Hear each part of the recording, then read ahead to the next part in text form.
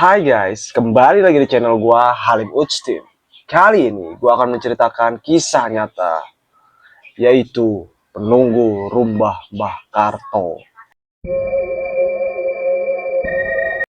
Kisah ini diceritakan oleh seorang bernama Dina. Oke, gak usah lama-lama, stop kalian senyum, mari kita dengarkan kisahnya. Halim Utstim. Uts. Oke, cekidot. Namaku Dina. Aku ingin menceritakan kejadian nyata yang kualami 10 tahun lalu. Saat aku dan keluarga pindah ke rumah warisan kakekku, Mbah Karto, di sebuah desa kecil di Jawa Tengah. Rumah besar itu tua dan sebagian temboknya sudah mengelupas dimakan waktu. Letaknya agak menjorok dari jalan utama dan di sekeliling kebunnya pisang yang lebat. Waktu pertama kali melihatnya, ada rasa tak nyaman yang muncul begitu saja. Bukan karena rumahnya jelek atau kotor, tapi karena hawa di sekitarnya terasa berbeda. Seperti ada yang mengawasi dari balik pohon-pohon gelap itu.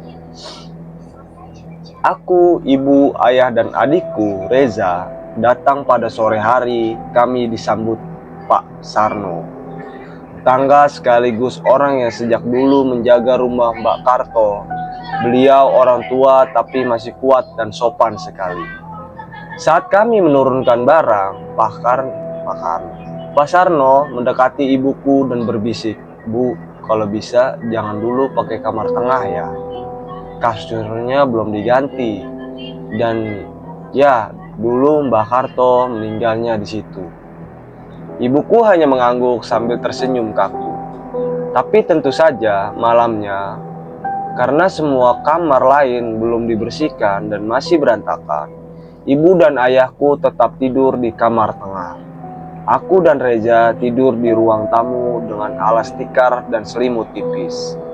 Malam pertama berjalan normal, setidaknya sampai di tengah malam. Saat aku terbangun karena kebelet di kamar mandi, aku melihat lampu ruang tengah mati. Aku yakin tadi nyala. Aku bangkit pelan, menyalakan senter dari ponsel dan berjalan melewati kamar tengah yang pintunya sedikit terbuka. Aku ingin memanggil ibu agar menemaniku, tapi kulihat di dalam kamar ayah tidur sendirian. Aku mematung, di mana ibu? Seketika dari arah pojok kamar, kulihat sosok bayangan duduk membelakangi pintu. Rambutnya panjang sekali, hampir menyentuh lantai. Bayangan itu tidak bergerak, tapi aku bisa mendengar suara isakan pelan, seperti seorang sedang menangis pelan. Seperti seorang sedang menangis tertahan. Aku mundur perlahan, jantungku berdegup kencang. Begitu sampai ke ruang tamu, aku menarik selimut dan memeluk Reza erat-erat. Tapi entah kenapa, Reza malah membuka matanya dan bertanya pelan, "Kak, itu siapa di pojok tembok? Dari tadi dia ngeliatin kita terus." Aku refleks menoleh, tidak ada siapa-siapa. Pagi harinya, ibu terlihat pucat. Ia tidak bilang apa-apa, tapi dari ekspresi wajahnya, jelas ia tidak tidur semalaman. Saat sarapan, ia hanya berbisik ke ayah, "Aku mimpi Mbah Karto, dia marah. Dia bilang itu tempat dia." Ayah hanya mengangguk pelan dan berkata, "Nanti malam kita pindah kamar." Tapi sebelum malam tiba, kejadian aneh lainnya terjadi.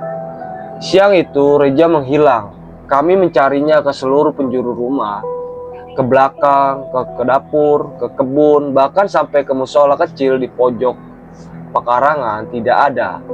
Aku mulai panik. Aku tahu Reja tidak mungkin main jauh sendirian, apalagi tanpa pamit. Hampir 1 jam mencari, aku mendengar suara sayup dari belakang rumah. Aku berlari ke sana, ke arah sumur tua yang sudah tidak dipakai. Di dekatnya ada gudang kecil, dan di sanalah Reja berdiri mematung menghadap tembok. Sorry. Matanya kosong, tubuhnya kaku. "Astagfirullah, Reza!" Aku berlari dan mengguncangnya. Butuh beberapa detik, sebelum ia bereaksi.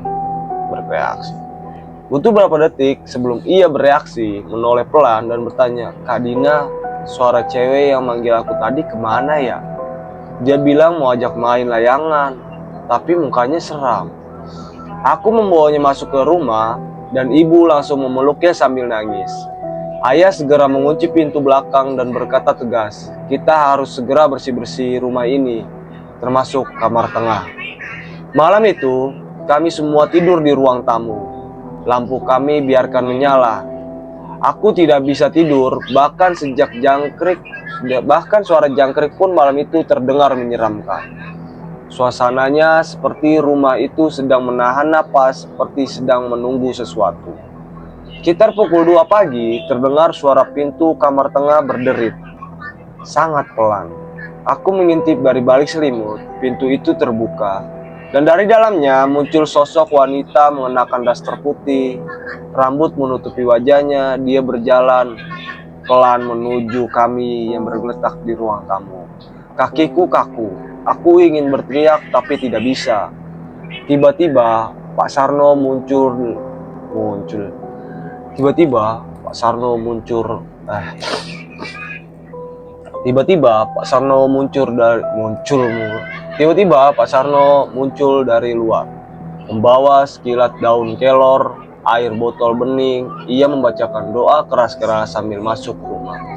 Sosok itu langsung berhenti di tengah langkahnya, lalu perlahan mundur dan lenyap ke dalam kamar tengah. Besoknya, Pak Sarno menjelaskan bahwa kamar tengah memang sudah lama tidak boleh ditepati. Menurut warga, arwah Mbak Karto belum tenang. Ia dikenal sakti, punya banyak penunggu yang menjaga rumahnya. Tapi sejak meninggal mendadak karena jatuh dari tangga kamar, punggungnya tidak pernah pergi. Tapi sejak meninggal mendadak karena jatuh dari tangga kamar itu, penunggunya tidak pernah pergi, malah jadi agresif jika diganggu. Ada satu makhluk perempuan di kamar itu, kata Pak Sarno lirih. Bukan manusia, dia dulu sempat dimintai tolong Mbah Karto untuk jaga rumah. Tapi sekarang jadi liar. Sejak kejadian malam itu, kamar tengah kami kunci rapat. Kami tidak pernah lagi mendekatinya, apalagi tidur di dalamnya. Ibu dan ayah tidur di kamar depan. Aku dan Reja di kamar belakang. Setiap malam kami membaca doa bersama sebelum tidur. Namun gangguan belum berhenti di situ. Dan itulah awal dari mimpi buruk yang lebih besar. Oke, kita lanjut. Suara dari bawah lantai. Sejak malam penampakan itu, suasana rumah Mbak Karto berubah drastis. Walaupun kamar tengah sudah dikunci dan tidak ada lagi yang berani mendekat, perasaan tidak nyaman tetap menghantui setiap sudut rumah. Aku, Dina, mulai sering merasa seperti ada yang mengawasi dari balik pintu, dari jendela atau dari sudut gelap di bawah kamar. Pagi itu, Reja mulai bersikap aneh.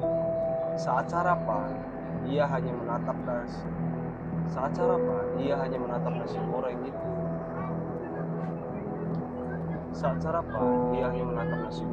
Piring tanpa menulisnya sedikit. Tatapannya kosong. Ibu menyentuh pundak Reza. "Kamu kenapa, nak?" Reja menoleh perlahan dan berkata pelan, "Dia mandi lagi tadi malam dari lantai." "Lantai mana, sayang?" tanya ibu cemas. "Lantai kamar tengah," jawab Reja sambil menunjuk dengan jari. Ayah berdiri mendadak, wajahnya tegang. "Kita perlu panggil orang pintar." Pak Sarno datang siang itu membawa seorang lelaki tua berjenggot putih bernama Kim. Beliau memakai belangkon dan sarung, membawa tas kecil berisi kemenyan, siraman, dan botol air tua. Kim Mulyo tidak banyak bicara. Ia hanya melihat rumah dari depan, menarik napas dalam-dalam, lalu berkata lirih, "Sudah lama ini tidak dibersihkan. Sudah terlalu banyak yang tinggal di sini." Kami semua diam. Setelah menjelajahi rumah, Kim Mulyo berhenti di depan kamar tengah. Dia menempelkan telinganya ke pintu, lalu menatap ayah. Ada yang terkunci di dalam, tapi bukan hanya satu. Ada suara tangisan perempuan, tapi juga suara tawa anak kecil. Ini bukan sekedar arwah gentayangan, ini ikatan. Aku menelan ludah, suasana mendadak dingin, walau matahari sedang terik. Ki Mulyo menabur bunga di depan pintu, lalu meletakkan dupa yang segera menyala. Bau harum menusuk hidung, bercampur wangi melati dan sesuatu yang asing. Anyir seperti bau besi berkarat. Ki Mulyo duduk bersila, mulai membaca doa. Suaranya pelan, namun ritmenya semakin cepat. Tiba-tiba pintu bergetar. Kami semua melompat kaget. Reza berteriak dan memeluk ibu. Astagfirullah. Pintu kamar tengah benar-benar bergetar seperti dihantam dari dalam. Benda-benda di rak dekat pintu jatuh satu persatu. Gorden melambai-lambai meski tidak ada angin. Dupa yang dibakar Ki Mulyo padam tiba-tiba. Ki Mulyo berdiri cepat, membuka tas kecilnya dan mengeluarkan botol air putih. Ia menyiramkan ke pintu sambil membacakan doa dengan keras. Tiba-tiba pintu berhenti bergetar. Tiba-tiba pintu berhenti bergetar. Sunyi. Namun Ki Mulyo tidak terlihat tegak. Ia menatap ke arah lantai dan bertanya kepada Pak Sarno.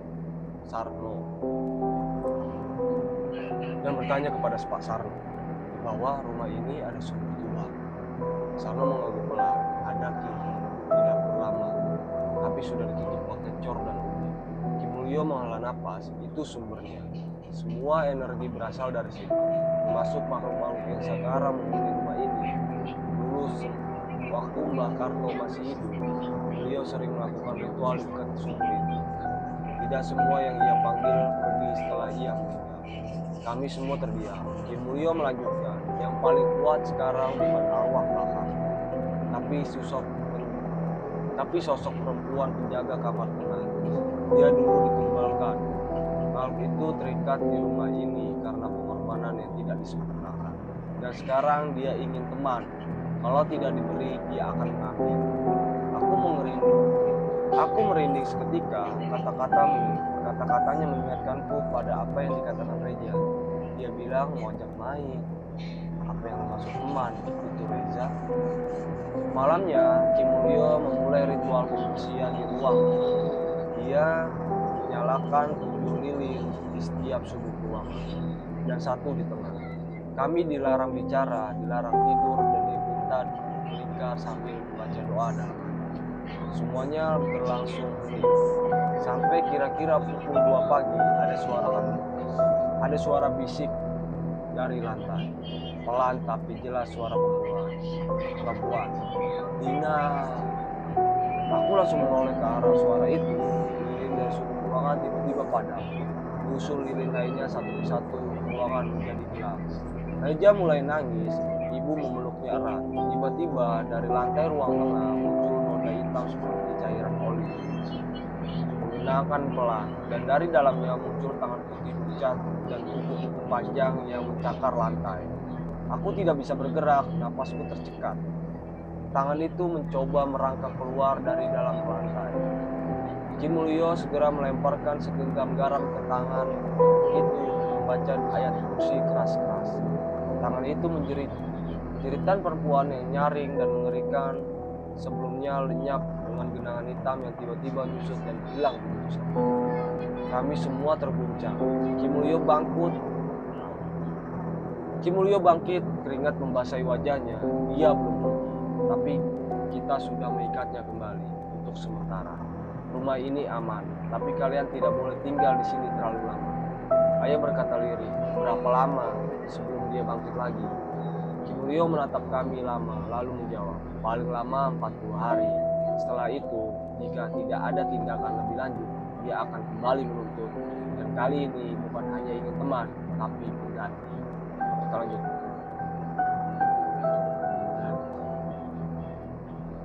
Hari-hari setelah ritual pembersihan berjalan dengan tegak, walaupun tidak ada lagi suara-suara atau penampakan yang nyata, hawa rumah Mbah Karto tetap dingin dan berat, seperti ada sesuatu yang mengendap di bawah lantai, menunggu waktu yang tepat untuk keluar lagi. Ayah mulai mencari kontrakan di kota. Rencananya kami akan meninggalkan rumah itu dalam seminggu. Tapi malam-malam kami tetap penuh kegelisahan. Reza jadi pendiam, ia sering ngelamun, menatap langit-langit dengan tatapan kosong seolah sedang mendengar tangis. Seolah sedang mendengar bisikan yang terdengar. Seolah sedang mendengar bisikan yang terdengar oleh orang lain. Seolah sedang mendengar bisikan yang tak terdengar oleh orang lain. Suatu malam sekitar jam 2 pagi, aku terbangun karena mendengar suara kursi diseret. Awalnya aku kira ayah, tapi ketika aku mengintip dari balik selimut, semua orang masih tidur. Suara itu berasal dari dapur. Dengan detak jantung cepat, aku bangun. Dengan jantung berdetak cepat, aku bangkit perlahan dan mengintip ke arah dapur. Dan di sanalah aku melihat Reza. Dia berdiri di tengah dapur, menatap lantai, tangannya menggenggam sendok kecil. Di sekelilingnya ada coretan-coretan kapur putih membentuk spidol aneh. Ada coretan-coretan kapur putih membentuk simbol aneh. Matanya kosong. Reza, bisikku panik. Ia tidak menoleh. Tiba-tiba ubin di bawahnya retak satu persatu, mengganggah, dan di celah itu keluar asap hitam pekat, disusul suara napas berat dan sesuatu naik dari bawah. Astagfirullah, aku berlari dan menarik Reza, tapi tubuhnya dingin dan berat sekali, seperti dia bukan Reza lagi. Lalu aku mendengar suara itu, suara perempuan dengan nada lirih namun penuh kebencian. Kamu mau bawa dia? Aku sudah memilih. Dari dalam lantai, sosok wanita berambut panjang itu muncul lagi. Kali ini lebih jelas, wajahnya pucat, bola matanya hitam pekat tampak kelopak. Mulutnya sobek sampai ke pipi dan ia tersenyum sambil menatap. Aku menjerit sekeras mungkin. Ayah datang berlari dan ibu tepat di belakangnya. Begitu mereka lihat sosok itu, ibu langsung histeris. Ayah menarikku dan Reza sambil memeluk kami erat. Tapi Reza mulai berontak. Dia menggumam dalam bahasa yang tidak kami mengerti. Kimulyo datang beberapa menit kemudian. Entah bagaimana bisa tahu. Tanpa banyak kata, dia membuka ikat pinggangnya yang ternyata berisi rajah kain kafan. Dia mengikatnya ke tubuh Reza dan menyiramkan air doa ke arah sosok wanita itu. Sosok itu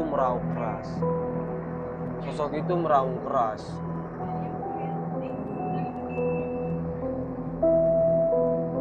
Rumah bergetar, lampu padam, angin kencang tiba-tiba menghantam dari arah dapur, seolah badai datang dari tanah.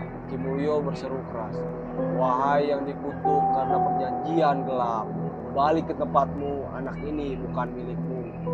Sosok wanita itu merangkak ke arah Reza. Cakarnya menyapu lantai dan meninggalkan bekas bakar. Tapi begitu ujung jubahnya menyelimuti Raja, tubuhnya terbakar api dan kasat mata. Ia menjerit, tubuhnya mencair perlahan dan menghilang ke dalam celah lantai yang menutup kembali suara duk keras. Suara langsung sunyi. Reza pingsan, ibu menangis keras, ayah terkubur lemas di lantai. Beliau memeluk kami semua sambil berkata, dia sudah kembali ke tempat asalnya untuk saat ini. Keesokan paginya kami meninggalkan rumah Mbah Karto. Tidak sempat membawa semua barang, hanya yang penting saja. Kami pindah ke rumah sewa kecil di kota. Reza sempat diruqyah beberapa kali. Alhamdulillah setelah seminggu ia mulai normal kembali. Tapi ia tidak pernah mengingat apapun dari malam-malam menyeramkan itu. Hanya satu kalimat yang kadang keluar dari bibirnya saat itu. Aku sudah melihat wajahnya dan dia ingin aku jadi dia. Berapa bulan kemudian, ayah diam-diam menjual rumah Mbah Karto, tapi tak ada yang mau membeli. Konon seorang pria muda yang mencoba tinggal di sana semalam ditemukan pagi harinya dalam kondisi linglung dan hanya bisa berkata, "Jangan tidur di kamar tengah." Rumah itu sekarang terbengkalai, tertutup semak dan ilalang tinggi. Orang-orang kampung menyebutnya rumah tangisan. Setiap Jumat Kliwon, beberapa warga bersumpah mendengar suara perempuan menangis dari arah dapur atau kamar tengah. Dan aku sampai sekarang jika mendengar suara seorang memanggil namaku dalam mimpi dengan nada lirih, aku langsung bangun dan baca doa sekuat mungkin karena aku tahu Iya bro. Oke, gitu aja cerita dari Gali. Sorry yes, misalnya yang mungkin ya seru ya.